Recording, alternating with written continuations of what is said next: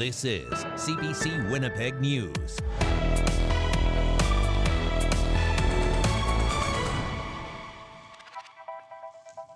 Good evening. Thanks for joining us.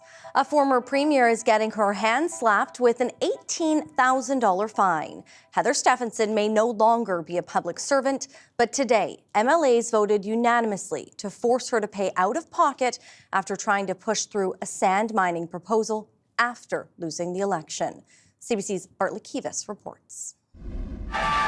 2 years after Heather Stephenson waved goodbye to Manitobans as their premier, the Manitoba legislature voted unanimously to make her pay a fine for what she did next.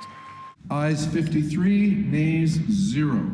PC and NDP MLAs alike voted unanimously to accept a May 2025 report from Manitoba's Ethics Commissioner, who concluded Stephenson broke conflict of interest rules and violated the Provincial Caretaker Convention by pushing to approve an environmental license for Alberta sand mining company Silica. This happened after her Tories lost power, but before the NDP took office. Stephenson's successor says he doesn't believe the PCs accept responsibility. What separates Canada from banana republics is the fact that we have orderly transitions of power. At the heart of this case is the ignorance of the responsibility to participate in the orderly transition of power. Despite Canute's comments, every progressive Conservative MLA in attendance voted in favor of Stephenson's fine. That included Red River North MLA Jeff Wharton, who faces a $10,000 fine of his own for his role in the Silica affair. Mr. Wharton? I vote yes. Mr. Wharton votes yes. Well done.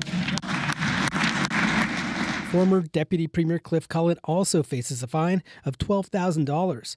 PC leader Abhi Khan wouldn't say what he thought of the actions taken by Cullen, Wharton and Stephenson in 2023, just that he accepts what the Ethics Commissioner had to say. I think what they did is clearly laid out in the report, and we accept the finding of the report.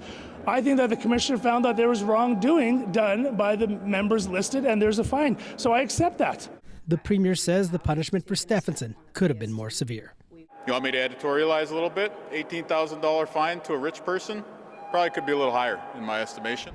While the legislature has voted, this isn't over for the PCs. The NDP is expected to continue to use the Silica affair as a cudgel to pound the PCs over ethics. Bartlett Kivas, CBC News, Winnipeg. He's accused of not only causing a fatal crash that killed a Manitoba mother and daughter, but then fleeing the country and evading police. Now, the 26-year-old Ontario truck driver is out on bail just days after returning to Canada. CBC's Caitlin Gowerluck has more on the decision that one attorney says shakes public confidence. This is the site of the crash that claimed the lives of a mom and her young daughter last November. 35-year-old Sarah Unger and her 8-year-old daughter Alexa, both killed after police say their SUV was hit by the driver of a semi-truck who blew through a stop sign near the town of Altona. For 9 months, that driver, Navjeet Singh, was on the run, fleeing the country. In August, he was arrested at the Toronto airport. Now he's out on bail. During Singh's bail hearing in late August, prosecutor Michael Himmelman described the crash scene, saying Unger's SUV was essentially football kicked a distance of over 53 meters. Himmelman also said Singh admitted he knew there was a warrant for his arrest when he left Canada, which he said leads to the inescapable conclusion that the accused knowingly evaded the police. He argued releasing Singh could shake public confidence in the justice system. Meanwhile, Singh's lawyer says when his client told his parents what happened, his mother got sick, and he left the country to go support his family. Now he's agreed to give up his passport. His lawyer disagrees that he's a flight risk, saying he returned back knowing very well that he was going to be arrested, and he came back to fight the charges.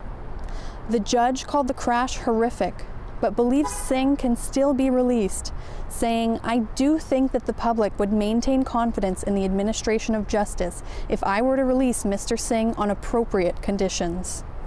Along with his passport, Singh also had to surrender his driver's license as part of his release conditions. He'll have to report weekly to police in Manitoba and stay with a cousin in Ontario. His case is scheduled to be back in court again in December. Caitlin Gowerluck, CBC News, Winnipeg.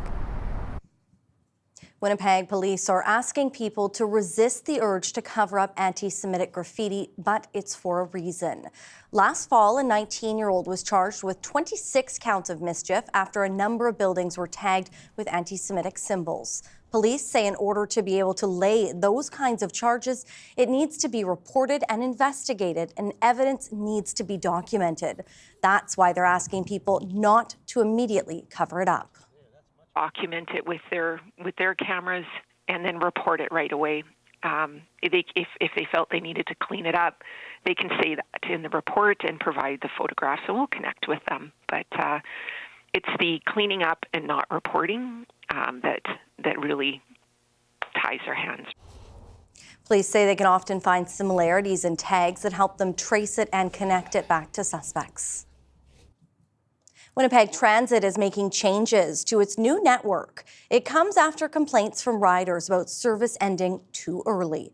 It's also warning people not to rely on AI tools to help plan their routes. CBC's Cameron McLean has more. Starting this December, Winnipeg Transit's on-request buses will run later and cover more ground. The on-request service covers areas where ridership is too low to support a fixed route. Riders use the Winnipeg Transit app, website, or 311 to book their trip, and the system tells them where and when to catch the bus. The service runs in most areas from about 7 to 10:15 p.m., a time many shift workers said was too early to get home at night. Starting December 14th, they'll run until 2 a.m. in 10 of Transit's 12 on-request zones. Bjorn Radstrom, Transit's manager of service development, told the Public Works Committee this is the first part of the city's plan to extend service. Yeah, but because the service doesn't follow a fixed route and only picks up and drops off the people that are actually booking trips, we can cover a bigger area with 1 or 2 vehicles, as opposed to if it was fixed routes, we might need half a dozen vehicles or something like that. Transit is also expanding Zone 103 to include new areas near Garden City Shopping Centre and the McPhillip Street Walmart. Public Works Chair Janice Luke says they're responding to what riders need. We heard loud and clear that no, we need to have the late hours because people are working shift work, people are working late for whatever reason. Transit also warns riders not to use AI tools like ChatGPT to plan trips. Officials say some riders, particularly students, rely on the apps, but the information may not be up to date. It was a disaster. It was giving completely wrong information. It was telling you to take routes that haven't existed for years. It was telling you to take routes that have never existed, or telling everybody to crowd onto the blue line. So these AI engines are not designed for this type of trip planning. Transit's planning more changes, including later service on some fixed routes. That's expected to happen with the spring schedule change in April. A report on which routes could get later service is expected in November. Cameron McLean, CBC News, Winnipeg. 2 Waverley West residents have withdrawn an appeal against the construction of a new elementary school and daycare in their neighborhood. Pembina Trails School Division plans to build a K-8 school and daycare south of Landover Drive, but 2 residents opposed the plan, arguing it would cause traffic congestion, create excess noise, and reduce parking in the area. Today, the appeal was withdrawn. The City of Brandon is closing community recycling depots.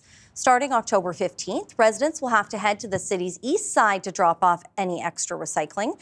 The city says the move is to help cut down on illegal dumping and contamination. It says chairs, strollers, and other items are often stuffed in bins. Lids have been damaged, and one resident worries shutting them down could make things worse. It's a little concerning, I think. I understand that people are illegally dumping, and that isn't a good thing, but at the same time, just removing them is not the answer. I would like to see there be garbage receptacles here where people could put garbage and then put recycling into the correct bins. The depots will close in stages starting on the 14th. Then people can drop off any other stuff at Eastview Landfill.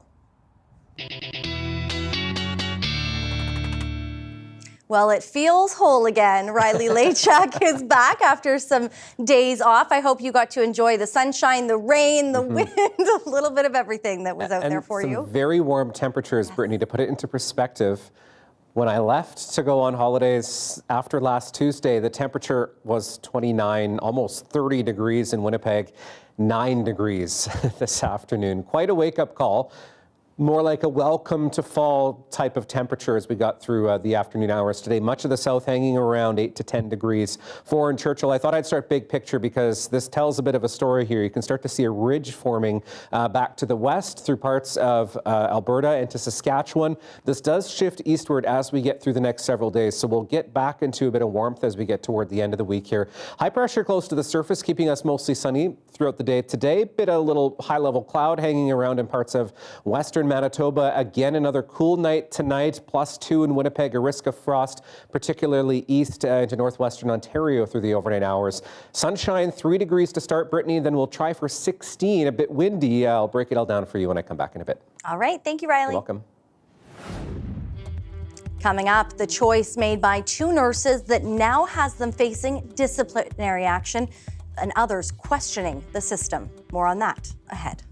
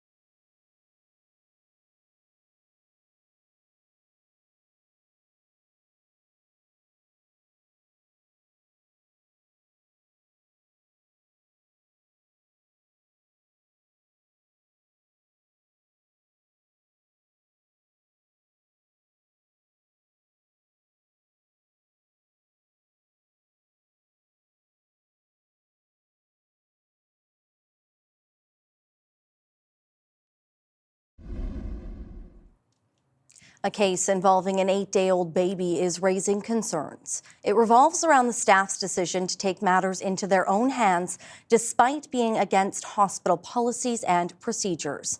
Now it's raising bigger concerns about patient transfers, staffing shortages, and rising call volumes. CBC's Josh Crabb has more. Two Manitoba nurses have been fined by their regulator in a case involving an 8-day-old baby. The nurses were disciplined for their transfer of the infant from the emergency department in Dauphin to Children's Hospital here in Winnipeg. It happened on a foggy day last October. According to two disciplinary decisions from the College of Registered Nurses recently released, an air ambulance wasn't available because of bad weather. A ground ambulance was being arranged, but there was a delay, and the baby's parents didn't want to wait. The parents were going to leave the ER in Dauphin against medical advice and take the baby themselves. That's when a manager arranged to use a handy van. A nurse who was at home was contacted by both the baby's mom and the hospital and agreed to do the transfer. This despite advice from a charge nurse and a doctor who said the child was stable.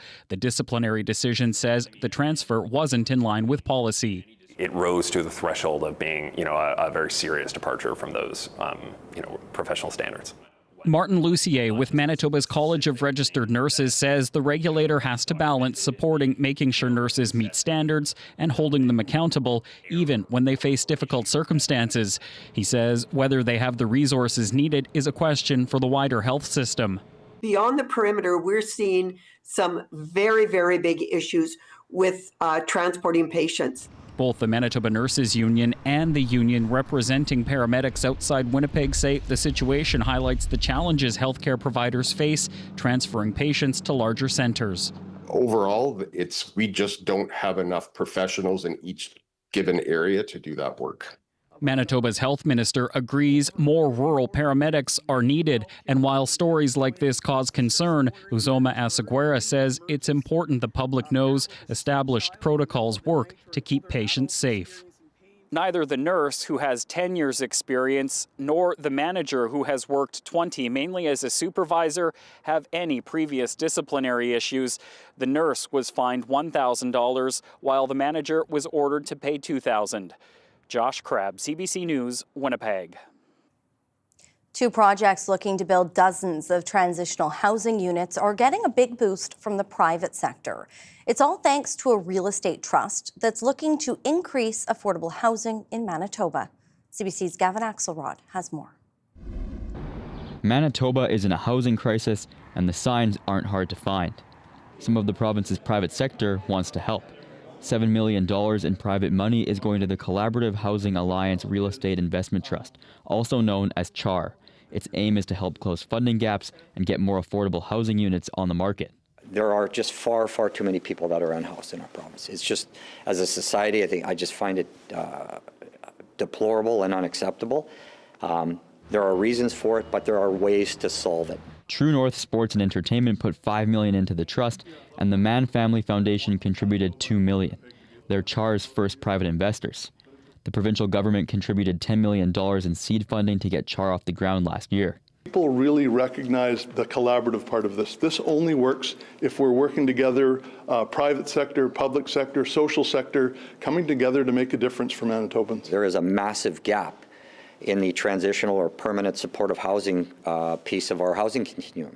The Business Council of Manitoba says the money is a start. You cannot have a successful business without a healthy community, and that's really what the membership wants. The membership wants a healthy community, and this to me is putting your money where your mouth is. This is putting action. This is doing something. Main Street Project is encouraged the backers put the needs of people over financial gain. That's really about centered around the need and the people who'd be living there versus what that return on investment or kind of long-term value for an investor would be. It's more about the outcomes for the community, the people in the city of Winnipeg. So that's really exciting to see that shift. To start, CHAR will be part of two projects that will see 48 transitional housing units built in Manitoba.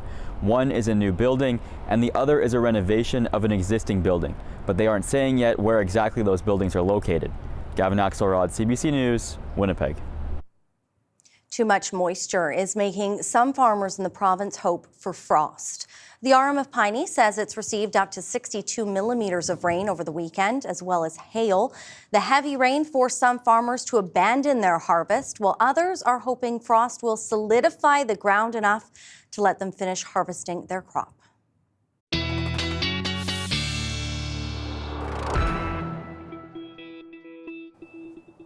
Riley's back in now, and it was a wet, soggy weekend, but it was also somebody's birthday weekend. Happy belated birthday to you, Riley. I did get to celebrate with you this weekend with our whole TV team. Thanks to Mindy from Manola, who let us know about a fall supper that we all went out to this weekend. It's a team bonding. Yeah, it was team bonding. So that's Holly and Chuck, two of our producers here. And it was a great, very full after that dinner, my goodness. Very full. Nice to see all the folks out in the community. Yeah. Really welcoming, so thanks for having us. It was great, and the food was delicious, It too. was. Very cool morning this morning across parts of the province. As we hear about some hoping for some frost, particularly in the southeastern corner of the province. Well, temperatures through the early morning, -1 in Steinbach, at the freezing mark for Gimli, Pinawa. But look at some of these temperatures in the west. -9 in Roblin this morning, downright cold for this time of the year. Dauphin, Swanriver both at -4 and some -5s and 6s into southwestern Manitoba. So a bit of a chilly start to the morning this morning. We are looking at things warming up. We're introducing a bit more of a southerly flow as we get into the day on Wednesday. But I am watching some weather on the horizon that could impact us as we get toward the Thanksgiving weekend. So here's that ridge in the jet stream that's starting to form that I was mentioning a little bit earlier with some of those warmer temperatures into Alberta. This is all shifting a little bit further to the east as we head through the next 24, 48 hours. And that's going to introduce a bit more of a southerly flow into parts of Manitoba. And also brighten our skies and push in some warmer air as well. So high pressure closer to the surface, into a bit more of a southerly wind as we head into the day on Wednesday, and that's really what will help propel some of those temperatures as we get toward the middle of the week and into the end of the week here. For the most part, we do have a weak system that will ride up on this ridge in the jet stream. Could bring a few showers to places like Dooley Lake along the Hudson Bay coast Wednesday into Thursday. The rest of us, though, still in the sunshine for Thursday. Bit of extra cloud, though, into parts of northern Manitoba as we head Thursday into Friday. But it's what comes into the weekend here that I am watching. Your long-range outlook, and take this with a bit of a grain of salt because we're pushing things out quite far here as we head toward the weekend. But it's just meant to give you a guide of something on the horizon here, and that's an area of low pressure developing south of the border. This is Sunday morning, looking at the potential for at least some showers, if not some periods of rain for much of southern Manitoba through the Interlake and even into parts of central Manitoba. But as I advance this into Monday, this particular forecast model indicating the potential even for some light snow. Now, temperatures won't be that cold per se in western Manitoba, but some of those higher elevations, the Riding Mountains, as we get into the early part of Monday, could be in for maybe a few flurries. Again, this is quite far out. We'll keep our eye on that as we head into the next few days here. Winds as we get into the afternoon tomorrow picking up behind that area of high pressure, 20 gusting 40, could see some gusts up to 50 in parts of southern Manitoba as we head through the afternoon tomorrow. Temperatures back above seasonal into the 20s for Dauphin, Melita, 16 in Winnipeg, Brittany. Quick look at your long range, 19 for Thursday, 17 for Friday, and back up to 21, a bit windy as we head into the day on Saturday. All right, thank you, Riley. You're welcome. We have much more to come straight ahead. Stay with us.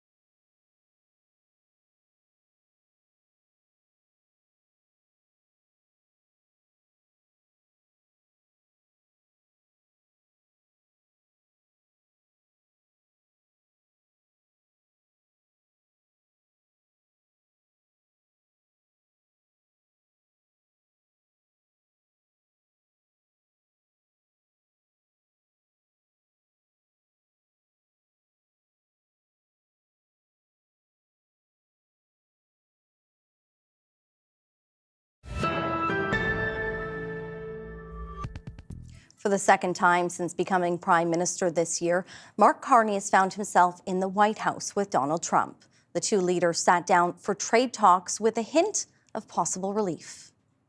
Will Mr. Carney be leaving Washington with a deal on tariffs? I think they're going to be very happy. We have a lot of things that we're working on. There are areas where we compete, and it's in those areas where we have to come to an agreement that works. But there are more areas where we are stronger together, and that's what we're focused on, and we're going to get the right deal. The Canadian delegation expects no immediate agreements, but Carney is facing domestic pressure to secure something. Ontario Premier Doug Ford says if there's no progress, Carney should retaliate. Conservative leader Pierre Poilievre suggests the visit may win nothing but a photo op. Now, during his joint press conference with the Prime Minister in the Oval Office, Trump praised Carney. Here's some of that exchange. I think he's a great Prime Minister. I mean, he could represent me anytime. I will tell you, I'm not saying that. No, he is a very strong, very good leader. He's a nice man, but he can be nasty. He can be very nasty. Maybe as nasty as anybody. How? I think Canada is, let me put it this way, I can tell you this, because I deal with lots of leaders all over the world. He is a world-class leader. He's a man that knows what he wants, and I'm not surprised to see that he won the election and won it substantially, and I would think he's more popular now. He's a good man. He does a great job, and he's a tough negotiator. So then what's holding things up? If he's a great man and you want to do a deal with Canada, why aren't you?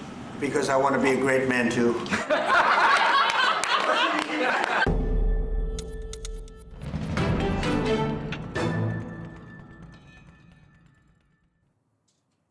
It's been 2 years since the deadly attack by Hamas on Israel that killed nearly 1,200 people and took another 250 hostage. It all started at an outdoor music festival. That site is now a memorial to the hundreds who died. CBC's chief correspondent Adrian Arsenault is there speaking with survivors. 2 years on, and it continues to be the scale of what happened on October the 7th that still shocks Israelis. They know the stories, they know precisely what happened, but there continues to be this need to see, to have something to look at. That's where this place comes in. This is a car graveyard that started forming almost immediately after those Hamas attacks. Over time, it has become definitely a memorial. Some 1,500 cars, many of them as a wall, others just sitting in a parking lot, if you will. Each one of these cars had either been burned, shot at, ambushed, their occupants summarily executed, some of them hit with grenades. And to remind people that these aren't just vehicles, these are the stories of people. There are QR codes attached to some of the cars, and if you look at them, they tell you individual stories. This one is a story of 22-year-old Ido Peretz. He fled the Nova Music Festival. He drove for 18 minutes before he reached an intersection and was ambushed and murdered. Just a few kilometers away from all those cars is the Nova Music Festival site itself, now filled with the frozen images of 378 young men and women, all positioned at eye level as they might have stood and danced that awful morning before they were killed, 44 others dragged into Gaza, and thousands more injured and hunted. This man, Eviatar Schindler, and his friends ran for their lives for nearly 15 kilometers. I could hear like the bullets hitting the sides of me. So we climbed back from the valley to the fields. I've seen a girl getting shot, and I just held my friend's hand, told her to run. We kept on running. When did you start to feel safe?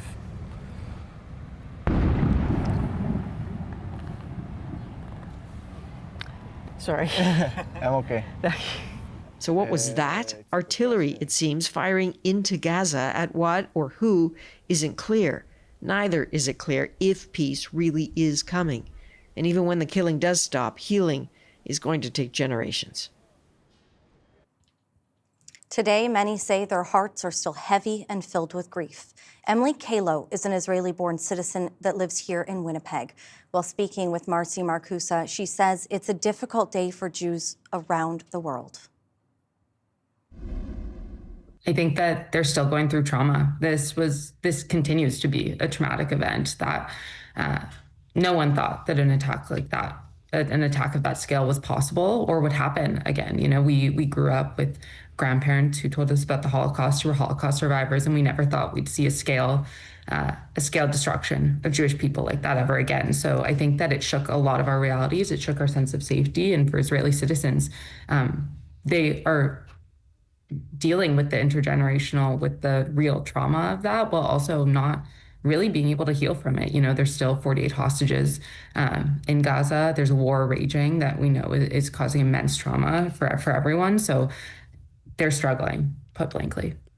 Last week, as you know, there was an attack on a synagogue in Manchester in the UK. How is that attack resonating here and impacting yourself and the wider Jewish community that you would engage with? Yeah, I think we're all scared. We had to have a lot of serious conversations leading up to the high holidays about how to show up and how to make sure that we could do so being safe, and to know that that wasn't the case in Manchester, that I went to synagogue on the high holidays. So the fact that there's people in Manchester who did the exact same thing and didn't come home for doing nothing other than going to their place of worship is frightening. And I think that all of us are looking for some serious response from not only the government in the UK and making sure that they're holding themselves accountable and creating a higher standard of safety, but also for us here. We want to know that we're safe and that we can continue to worship and not be fearful of continued persecution. You have friendships with Palestinians, both in Israel and here in Winnipeg as well. How has your relationship changed or shifted, if it has, over the past 2 years? What's it been like? I mean, it definitely has. I think we've had to have some serious, honest, and candid conversations about where we're coming from, what our positionalities are, how we're feeling.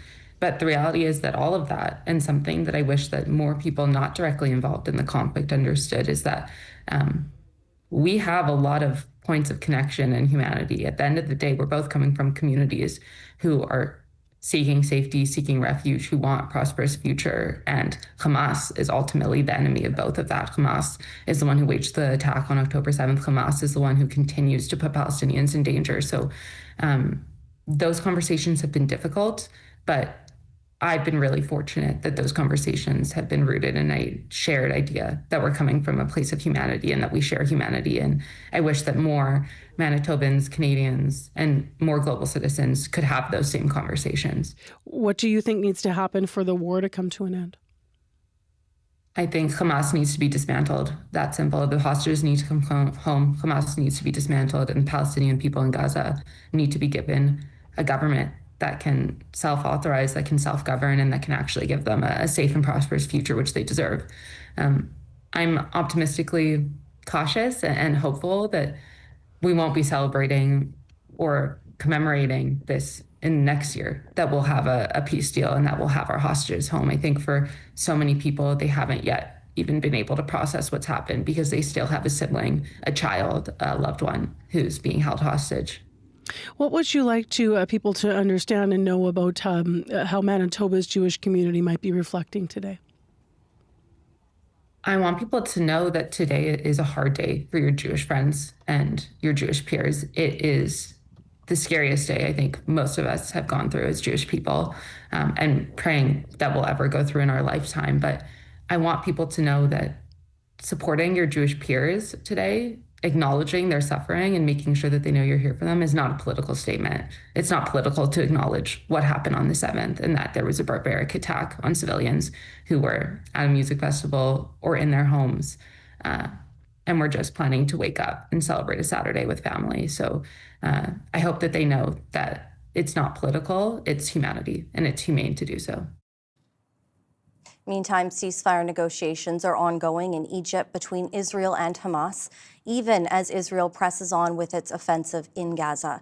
Crystal Gamansing brings us more from the Israeli border. Well, peace talks are underway at a Red Sea resort, but the Israeli military operation has not ceased. In fact, you can still see big plumes of smoke. There have been bombardments of Gaza, mostly concentrated around Gaza City throughout the day. Now, we do know that these intensive military operations are what Israeli officials say need to happen in order to root out Hamas and to secure Israel's future. Of course, the context of all of this is the second anniversary. Concerns around the world about the ongoing humanitarian crisis in Gaza. Gaza just about 1.5 kilometers away from where I'm standing right now. Now, we are not able to report from inside the enclave, but with the help of a video journalist in Gaza, Mohammed, we did hear from Palestinians who say they want Hamas to take the deal. They want this war to end. They want the option of having some sort of normal life, not having to worry about constant bombardments. Now, Hamas did release a statement today regarding those peace talks, saying that the group was serious about reaching the Gaza ceasefire deal based on U.S. President Donald Trump's plan, and that it is serious to seek ways to overcome any obstacles that remain on the table. Now, those obstacles are pretty big. They are still talking about, the need to disarm, to not have any future role in Gaza, and of course, the question about when and if Israeli forces will leave Gaza. We heard from the UN Secretary General Antonio Guterres, who said that he hopes that everyone will seize the opportunity currently on the table with the American president's plan, and that he wants to see the, quote, humanitarian catastrophe on a scale that defies comprehension finally come to an end. Crystal Gamansing, CBC News, Sderot, Israel. Some future dentists are stepping in to help those who struggle to afford dental care. We'll have more on that story next.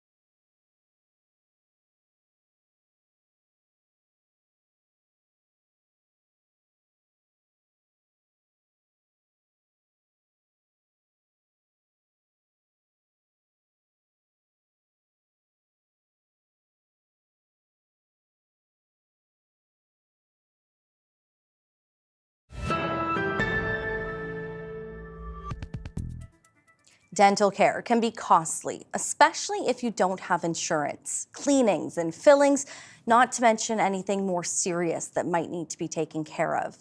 But what about those who have no coverage or those who can't afford it? Well, now some of Manitoba's future dentists are stepping in to help. CBC's Zubeen Ahmed has more. Dental student Ashley McKay is examining one of the other students at the UFM's Dr. Gerald Nisnik College of Dentistry. A grant from Health Canada means she'll soon be seeing more patients. The money will help cover up to 100% of eligible oral health care for those enrolled in the Canadian Dental Care Plan or people without insurance. Being able to get that experience now in an environment where we're supposed to learn and it's going to educate us, I think it's beneficial for sure. Students at the college typically treat 2 patients a day as part of their training. Student Hashim Abdullah says this grant will help them see even more patients and fast-track their learning.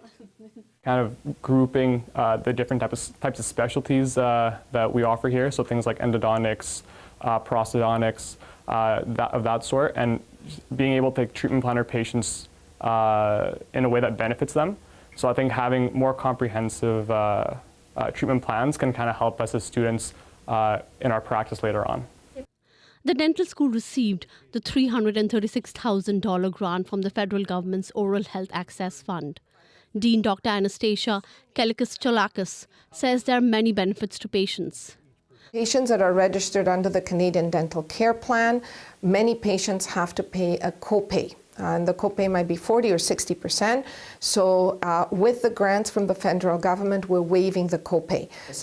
So we're able to alleviate some of the burden that patients have to assume in paying for oral healthcare services in the province. The plan is valid until the end of next March or until the grant is exhausted. Kelikis-Cholakis hopes it will benefit people facing financial barriers when it comes to paying for dental care. People can register on the college's website or be referred by the dentist. Zubina Ahmed, CBC News, Winnipeg.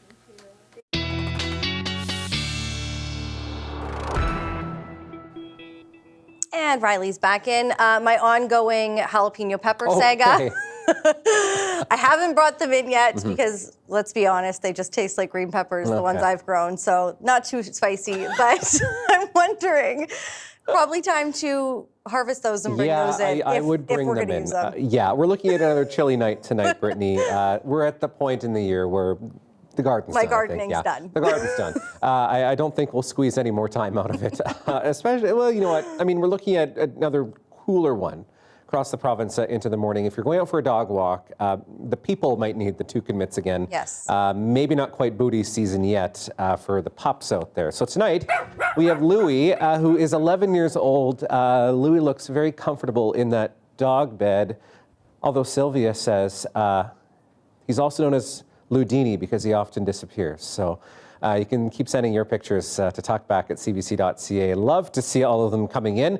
So we are looking at 3 degrees in the city first thing in the morning. If you're heading out, say 8 a.m. or so, 16 by the afternoon, but you'll notice that southeasterly wind starting to pick up as we get through the day tomorrow. 20 gusting 40 by the afternoon into the evening hours, and we could see some stronger gusts as we head overnight into Thursday morning. Look at downtown as we see the reflection of the sunset in some of the buildings looking east from our rooftop here. Officially 8.9 degrees in the city. Yeah, a little bit far off from that record back in 1920 of 28.3 degrees, but it could be worse in terms of temperatures. Record low, -9 back in 1876, and you'll notice that sunset now down to 6:53 in the evening. So those days are getting shorter and shorter. Overnight temperatures look like this. Could get down to 0 in Sprague, 2 in Steinbach. Wouldn't be surprised in places like Sprague, for example, if we did get down to -1 overnight. -3 in Fort Francis, 4 in Gimli, 3 in Peguis, and looking at 3 to 5 degrees across much of the west. Mostly clear skies, maybe a bit of high-level cloud here and there, particularly in the west, but we'll see some cloud building into far northern parts of the province. -1 into Dooley Lake, -1 in Thompson, down to -4 in Shamattawa with a westerly wind through the overnight hours. Into the day tomorrow, a mix of sun and clouds for much of northern Manitoba, although you'll start to see a weak disturbance pushing in as we get through the day. This could bring a few showers, not a total washout, but certainly maybe a bit wet at times for places like Lynn Lake to Dooley Lake along the Hudson Bay coast as we get into the afternoon. Maybe a couple of stray showers in Thompson at 13 degrees, 14 in Island Lake through the afternoon. In the south, looking at temperatures rebounding above seasonal once again, looking at 18, 16 to about 21 degrees. Nothing but sunshine as we head through the afternoon hours tomorrow, Brittany, across southern Manitoba. And we're looking at this trend continuing. I'll have more coming up in your 7-day forecast. All right. Thank you, Riley. You're welcome. The two major figures of the 2022 Freedom Convoy were sentenced today in Ottawa. The main objective was to make sure she didn't spend one more day in jail, and that was achieved. Tamara Leach and Chris Barber were found guilty of mischief earlier this year. Barber was given an 18-month sentence, 12 of which will be spent at home. For the remaining 6 months, he'll have a curfew and will do 100 hours of community service. Leach was given similar conditions, but her total sentence is 15 and a half months based on time served. The two were charged for their roles in the protests that blockaded Ottawa's downtown core for several weeks. Fitness equipment company Peloton is betting big on new technology powered by artificial intelligence. It comes as the company tries to come out of its post-pandemic slump in sales. Nisha Patel looks at whether AI could replace a human personal trainer. Starting right with some bicep curls. Lately, almost everything is getting an AI upgrade, even your workout. Exhale on the up. Good. Peloton's latest equipment has added voice control. Okay, Peloton, increase the weight. And an AI-powered camera that tracks movement and offers real-time personalized feedback. Try to go a bit lower if you can. If you're doing, say, a push-up and your back is arched too high, we can detect that, tell you like, hey, lower, get it all straightened out. Peloton is trying to draw in new customers. After peaking during the pandemic, the company's stock has tumbled 90% as people return to the gym. It's like having an AI-powered personal trainer in your house for a fraction of the price. But all of it comes at a higher cost. The machines now start at $3,500. The subscription fee is now $60 a month. Here we go. And there's a lot of competition, from an AI-powered mirror to this smart home gym. It is a multi-billion-dollar industry that is growing in almost every regard. These shoppers are willing to give it a try. If there is anyone, even if it's AI, that can help you, I think, why not? I think I'd rather have a trainer that's a person. This Toronto gym, though, is keeping things simple and low-tech. One of the limitations of AI is that you're primarily going to be getting verbal cues, which can be great for some people. For others, though, they need more than that. They'll need someone to actually position them. Just grab onto the bar. Personal trainer Carlos Salati is confident many will still come to work out in person. It's putting out a hard effort amongst other people who are doing the same. There's something about that just brings people together. That human element, he says, is tough to replace. Knees up and down. Nisha Patel, CBC News, Toronto.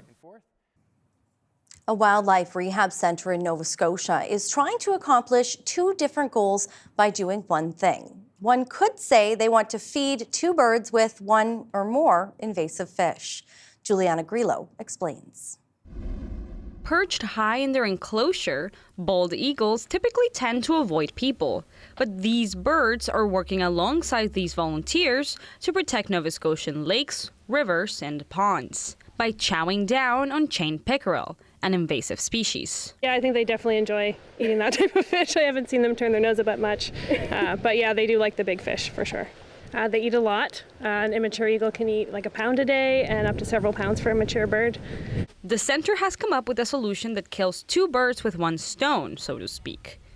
They are asking local fishermen to donate any chained pickerel they catch. The predatory fish can harm local species like trout and salmon, so taking them out of the water is important. But it also saves the center some money on food costs. For local anglers looking to donate their catch, volunteers say there are some things to keep in mind. If you're catching a lot of fish, like an invasive species such as chained pickerel, we do ask that they're bagged in groups of about 8 to 10 pounds, so it's easy for our volunteers to move around. Once the fish are dropped off, the center needs to screen the food very diligently. That includes x-raying each individual fish. That's because most of the bald eagles at the center are recovering from lead poisoning.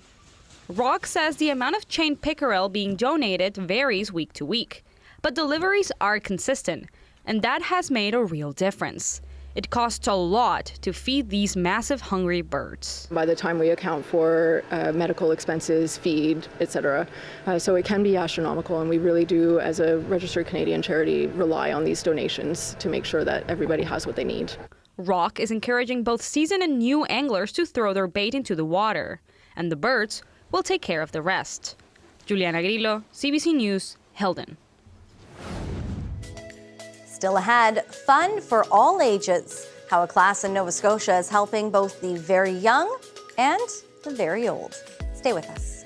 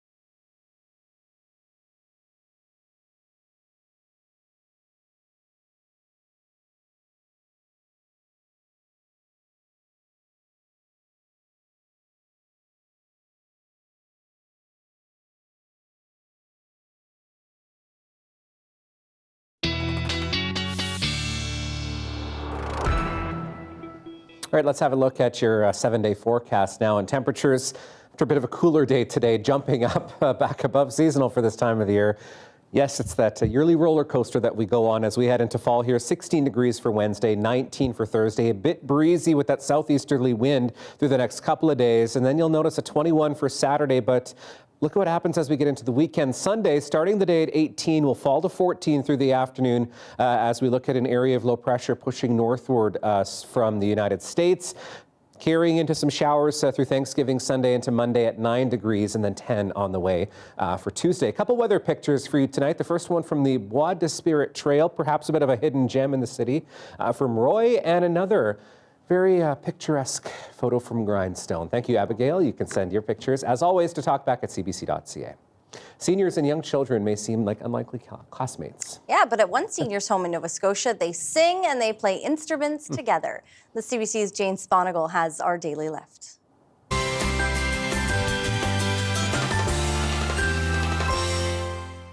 It's our time to wave to Clara. This class begins like most children's music classes. And then it's our time to wave to our grand friends. This kinder music class by Joyful Sounds brings together children and seniors from Northwood Seniors Home. It started just last month, but Joyful Sounds offers similar classes at other long-term care facilities around Halifax. And you can see it in their eyes and their body movements. They start moving more, they're interacting, and it's magical both ways. Part of the magic comes from this. It's a small gesture, but with big benefits. I think especially developing empathy for just everyone else around us, and being mindful of others and being able to just share their natural kindness and really build. The little ones are just amazing, right? Because you forget what your little kids were like, right? And I think it's quite entertaining and good thing to see. It's this kind of energy McDonald says is why her work is rewarding and benefiting her students of all ages. Jane Sponigal, CBC News, Bedford. I love this because it's from the young to the young at heart. Exactly. And a little bit for everyone. Yes, and everyone's having a good time. Music class, gotta love it. Connects us all. Connects everybody. Have a great night. We'll see you back here tomorrow. Have a good one.